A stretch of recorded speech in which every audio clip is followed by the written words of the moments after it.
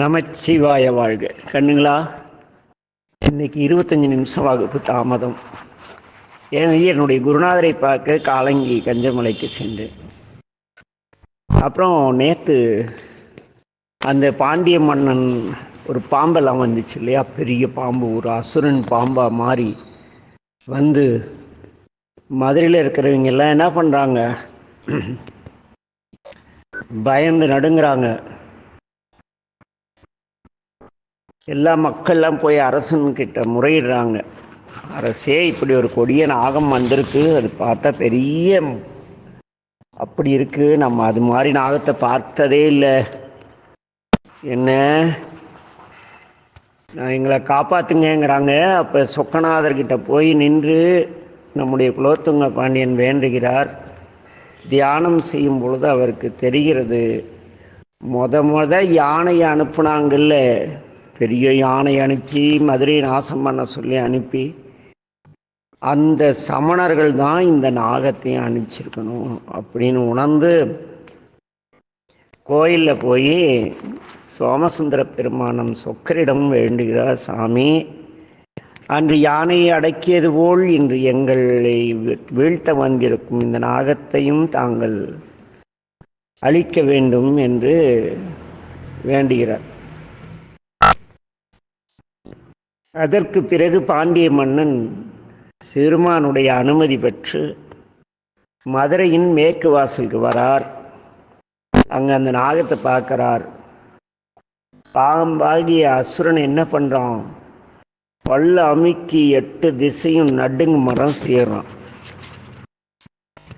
பாண்டியன் மன்னன் பயப்படுவான்னு நினச்சான். ஆனால் நம்ம பாண்டிய மன்னன் நம்ம நிலைய வேற இல்லையா, நம்ம ஆள் கழுத்துலேயே பாம்பை போட்டுட்ருக்கிற ஆள் இல்லை, அவரை டெய்லி பார்த்துட்டு இந்த பூதமாக இருக்கிற ஒரு பூச்சாண்டி பாம்பை என்ன பண்ணலாம் அப்படின்னு நினச்ச பாண்டியன் சொக்கநாதரை தியானித்து கொண்டு அந்த சந்திரன், பாதி சந்திரன் மாதிரி ஒரு பானம், சினிமாலாம் பார்த்துப்பீங்க, அம்பு ராமரை என்பது நிலா மாதிரி ஒரு பானம் வச்சிருப்பாங்க.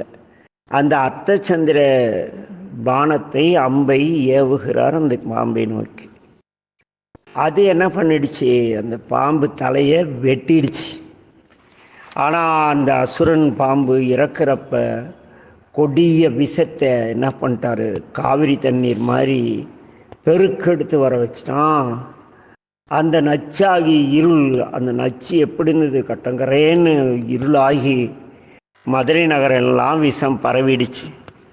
விஷம் பரவுனா என்ன ஆகும், விஷக்காற்று சுவாசிங்கெல்லாம் மயக்கம் ஆயிட்டாங்க, ஒன்றும் பண்ண முடியல, தடுமாறுறாங்க. நம்முடைய மன்னன் இருக்கான்ல, குலோத்துங்க பாண்டியனுடைய மகன் அனந்த குண பாண்டியன். பார்க்கலாம், நீங்கள்லாம் பாண்டியன் பேரை நான் மாற்றி சொன்னால் யாராவது திருத்துவீங்களான்னு பார்த்தேன். பசங்களா, முத நாள் சொன்ன கதாநாயகனையும் மறந்துடுறீங்களா? டே என்ன,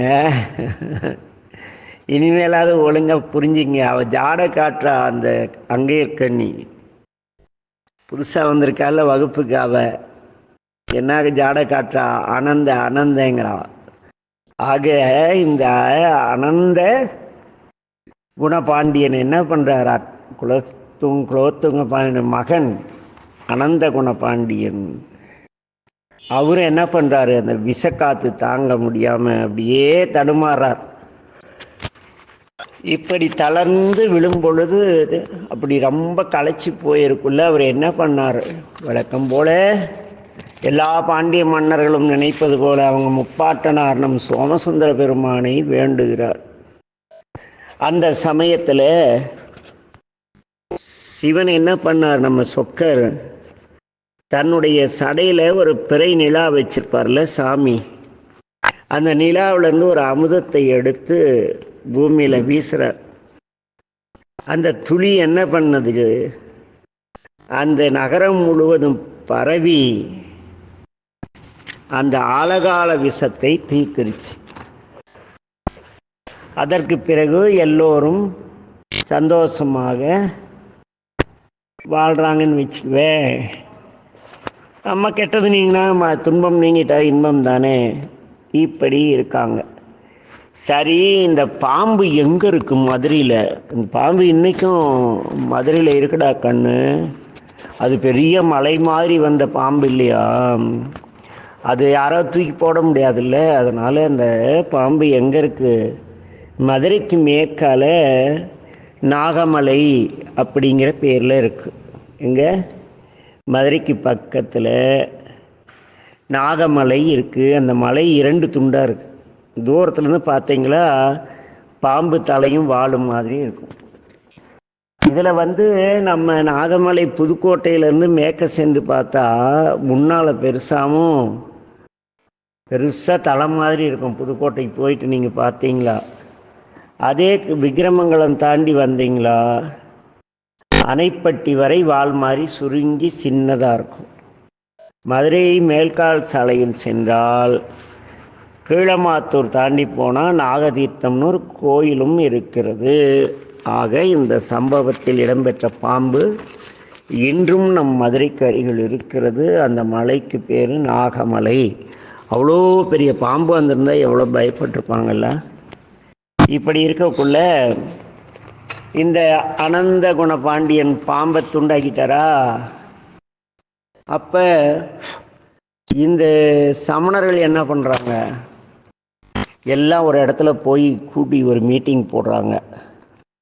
அதில் அவங்க பேசிக்கிறாங்க, நான் முன்னால் ஒரு பெரிய யானை அனுப்பினோம், அதுவும் செத்து போச்சு, இந்த நாகமும் செத்து போயிடுச்சு, இந்த சைவ சமயத்தை வீழ்த்த என்ன செய்யலான்னு யோசித்தாங்க. அப்போ அவங்களுக்கு ஒரு எண்ணம் வந்துச்சு, இந்த சைவர்கள் பசுமாட்டை கடவுளாக வணங்குறாங்க, அதனால் அந்த ஒரு பெரிய கொடூரமான பசுவை உருவாக்கி அதை அனுப்பலான்னு முடிவு பண்ணுறாங்க. உடனே அவங்க போய் மறுபடியும் அபிஷார யாகம் செய்கிறாங்க. கெட்ட வேள்வி. அந்த யாகத்திலேருந்து பசு வடிவில் ஒரு அரக்கன் வரான். வந்தவன் என்ன பண்ணான், பாண்டிய நாட்டுக்கு கண்டபடி எல்லாரையும் முட்டி தள்ளி பயங்கரமாக கொடுமை பண்ணுறான். அந்த பசு என்ன பண்ணிச்சு, மதுரை நோக்கி வர்ற இடத்துல இருக்க எல்லா உயிர்களையும் கொன்று, ஆடும் எது வந்தாலும் சரி மனுஷன் எல்லாத்தையும் கொண்டுட்டு வருது. இது நம்ம அனந்தகுண்ட பாண்டியருக்கு தகவல் போது. இது மாதிரி ஒரு பசுமாடு வழக்கத்துக்கு மாறாக எவ்வளோ அன்பான பசு, ஆனால் இந்த பசு என்ன பண்ணுது, எல்லாரையும் கொன்று குவித்துக்கிட்டு வருது. அரசே என்ன செய்யலாம் அப்படின்னு மக்கள் முறையிடுறாங்க. அப்போ சிவருமான் என்ன பண்ணார், நேராக ஏதாவது செய்யலாம் அப்படின்னு பார்த்தார். அவர் ஒரு மாடு வச்சிருக்காருல்ல, காளை மாடு, இடவ காளை. சிறுமான் பாண்டியரில் அருள்புரிவுக்காக என்ன பண்ணார், நந்தி தேவரை போய் அந்த பசுமாடை என்னன்னு கேட்டு வா அப்படின்னு அனுப்புகிறார். அந்த காளை எப்படி இருக்குன்னா 2 கண்ணில் நெருப்பு பறக்குதான். அப்படி கண்ணெல்லாம் செவந்து அப்படி சூடா அப்படி இருக்குது. அங்கேருந்து போகுது. அந்த காளை அங்கே போய் நின்னதும் பசுக்கு ஒன்று கேடு செய்யலை. அவர் போய் அந்த பசுமாட்டை கொல்லலை. அந்த பசுவுடைய முன்னால் போய் சில ஆட்கள் வீட்டில் சண்டை போடுறப்ப அம்மா சண்டை போடக்குள்ள நம்மளெல்லாம் திட்டிகிட்டுக்குள்ள அப்பா அமைதியாடுவாங்கள்ல, அதுபோல் நம்ம காளமாடு என்ன போச்சு, அந்த பசுப்பாட்டில் முன்னால் நின்று அப்படி ஒரு கெத்தாக ஒரு முதைச்சி காலை ஒரு கீரிச்சு பூமியில்.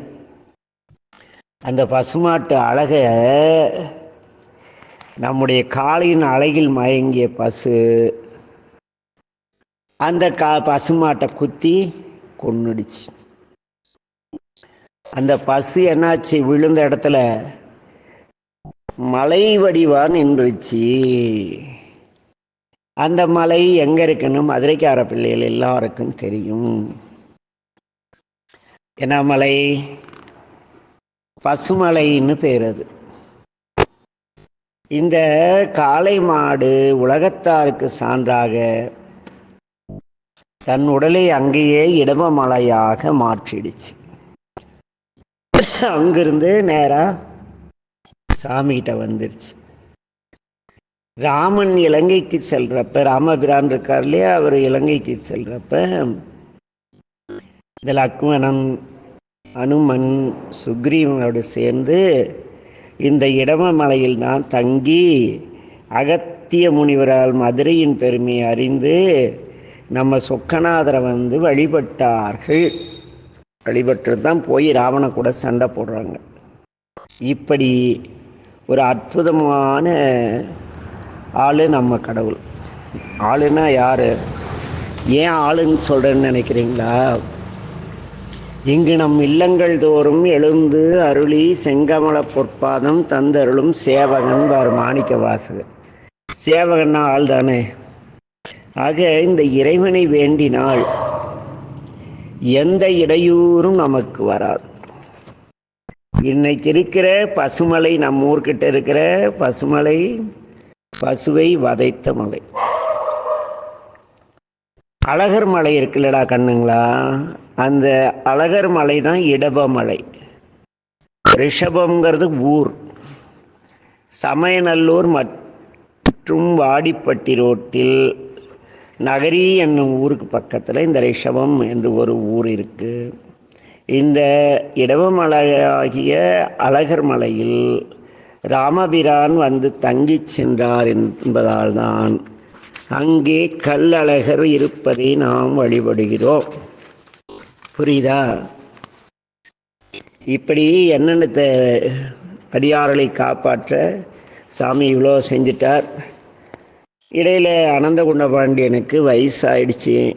பார்த்தாரு, அவருக்கு குலபூடன் அப்படின்னு ஒரு மகன் இருந்தான். என்ன பேர்? குலபூடன்.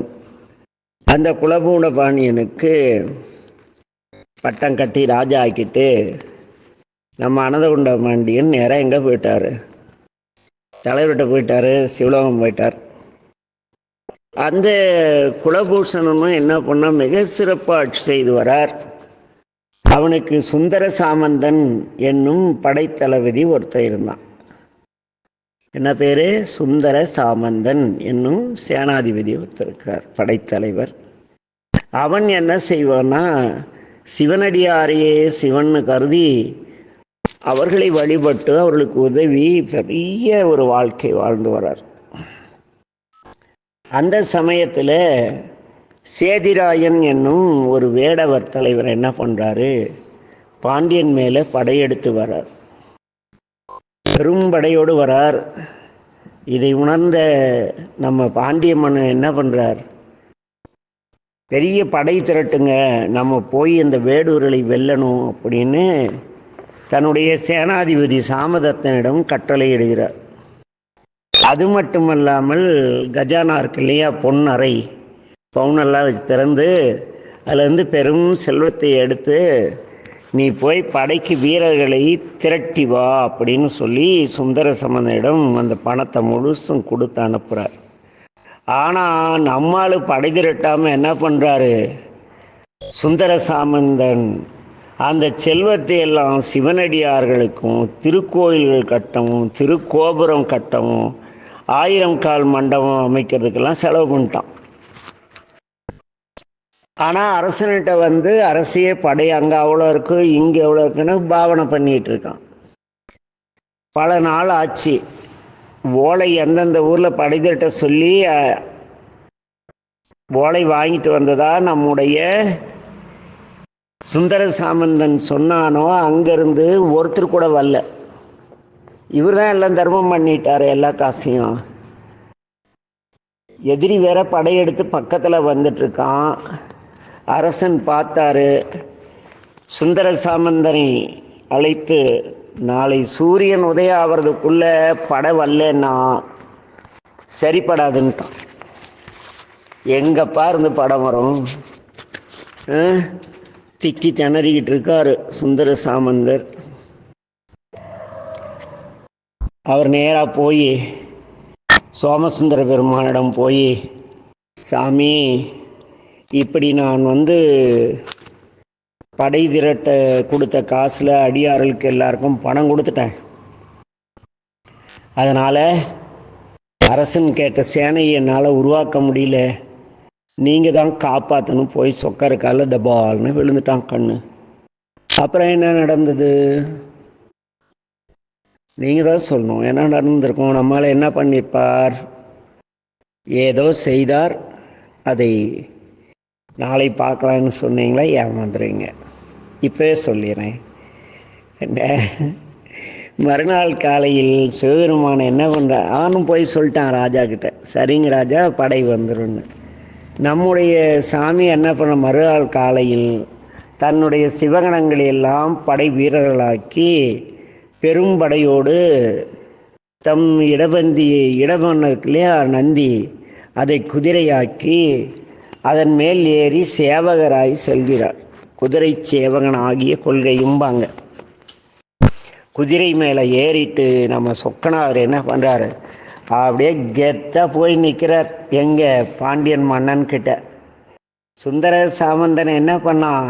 தன் கைப்பிரம்பால் சுட்டி காட்டி, மன்னரே, இவர்கள் குரு நாட்டார், இவங்க ஒரு நாட்டுக்காரங்க, இவர்கள் கங்க நாட்டார், இவர்கள் கன்னட நாட்டார் என்று எல்லா படையையும் ஒவ்வொன்றா இவங்க இன்னார்னு அறிவிக்கிறார். அந்த சேனையில் தூரத்தில் இருந்தார் நம்மாள். யார்? சொக்கர். இவர் என்ன பண்ணுவானா, எல்லாம் பண்ணுறதெல்லாம் பண்ணிட்டு ஒரு பக்கம் ஒதுங்கி நல்ல பிள்ளையாட்டு நின்றுக்குவார்.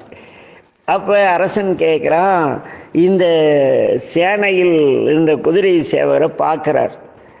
அம்மா எல்லாரையும் சொன்னேன், இவர் யார் அப்படின்னு கேட்குறான்.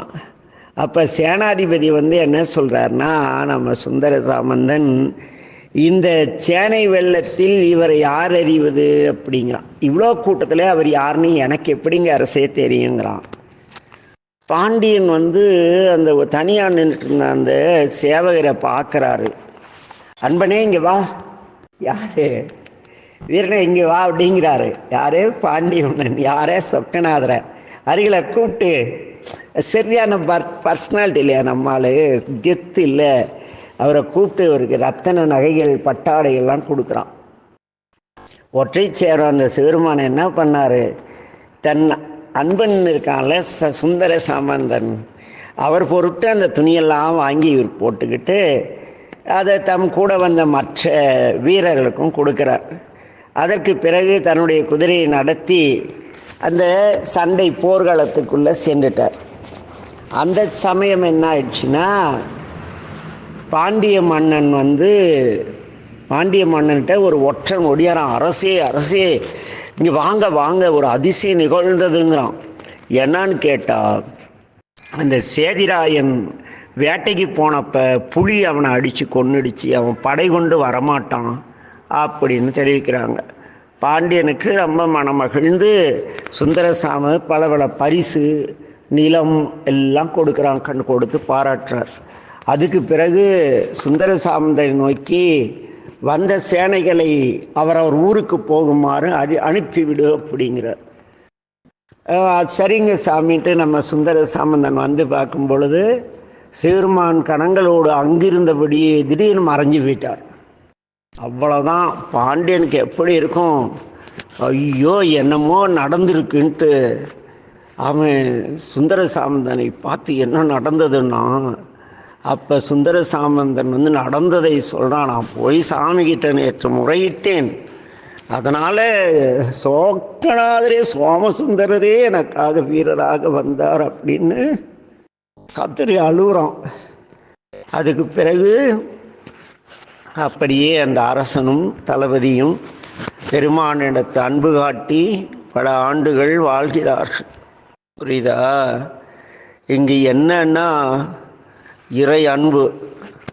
அன்பர்களுக்காக சாமி எப்படி வேணாலும் வருவார். இந்த வரலாறு அழைத்தால் வரும் ஆனந்த கூத்தன் என்பார்கள். அப்படிப்பட்ட நம்முடைய சொக்கநாதர் ரொம்ப அப்படி நல்ல சாமின்னு வச்சுக்குவேன். கூப்பிட்டா என்னப்பா என்ன வேணும் அப்படி கேட்டு அருள் செய்வார். ஆகவே என்ன பண்ணுறீங்க, நம்மளும் அந்த சுந்தர சாமந்தன் போல எல்லோருக்கும் உதவி செய்யும் மனத்தோடு வாழ பழகிக்கொள்வோம். ஓகேவா? நமச்சிவாய வாழ்க. நாளை பார்க்கலாம். திருச்சிற்றம்பலம். சரிடா கண்ணுங்களா? பார்ப்போம். பாய்.